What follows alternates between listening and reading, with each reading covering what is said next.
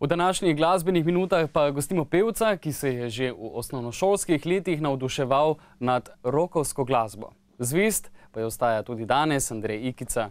Želim dobro jutro. Dobro jutro. Kakšna je bila ta anekdota s poznanjem Približno, mislim, da je bilo nekje v 7. razredu osnovne šole, sem na televiziji videl reklamo za Leviske, kjer se en tak mlad moški na Harleyju pripelje not v trgovino in odpelje eno deklene.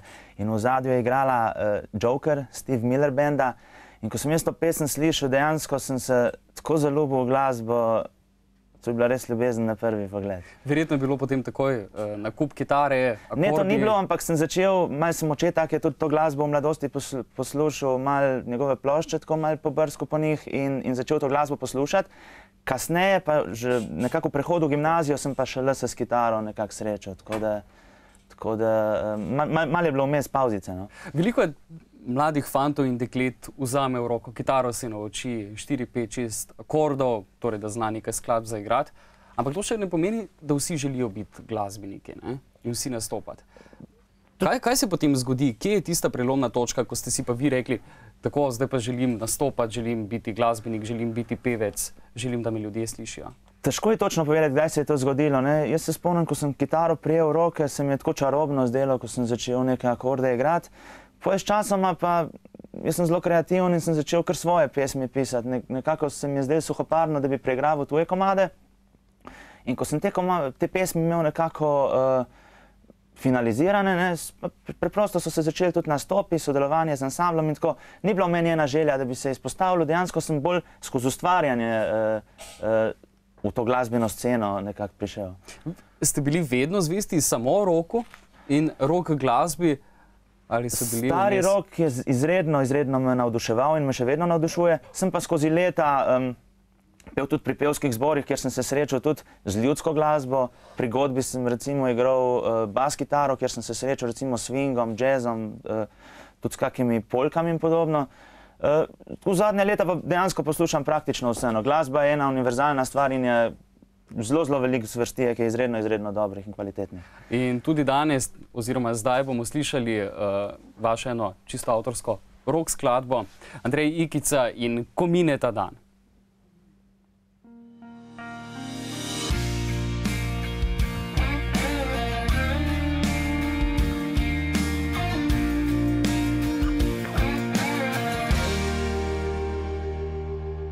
Ko greš sama skozi noč in ko skrivaš svoj obraz, vem, da.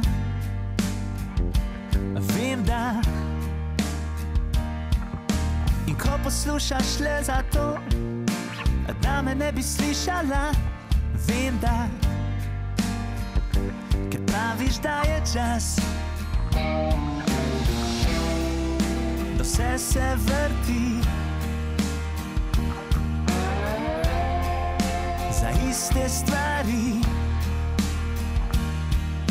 Zraki te duši, kdo skril te bo noč, ko mine ta dan.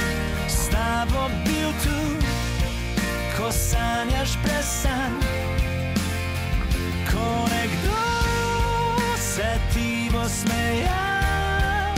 Jaz čakal bom tu, kjer sem ostal, kdo skril te bo noč.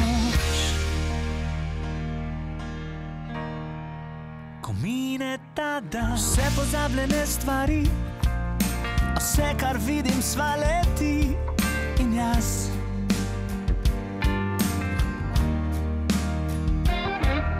Spet greš sama skozi noč in spet mi skrivaš svoj obraz, vem, da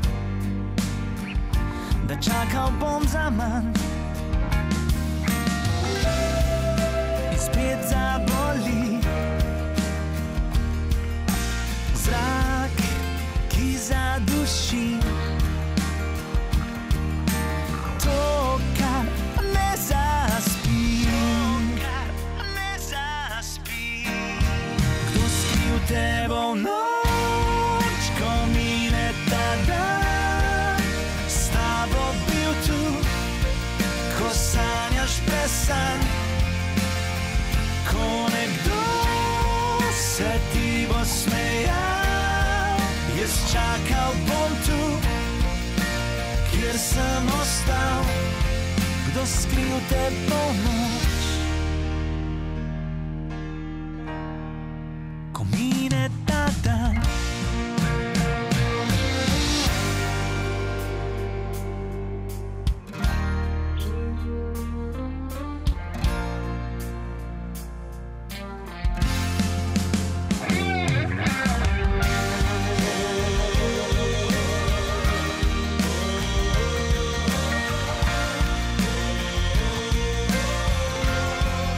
skril te bo noč, ko mine ta dan. S tabo bil tu, ko sanjaš presan.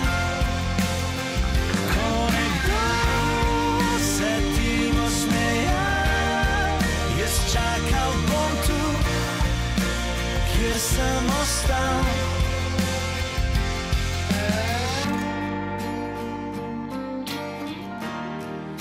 Ko mine ta dan, ko mine ta dan.